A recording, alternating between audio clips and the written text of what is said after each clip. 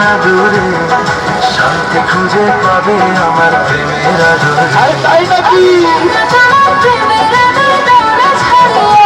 সবকিছু জোর করে ঘরের বাড়তে ভাইয়া। তুমি ভয় কেন পাও প্রাণ সজনী আমায় দেখিয়া, তোমার প্রেম সোহাগে কাউন্টারে চলে আসে রে, কাউন্টারে চলে আসে রে। ভুতিঝড় পাপার তিনটি মোটরসাইকেলে ধাওয়া পাল্টা ধাওয়া শুরু হয়ে গেছে।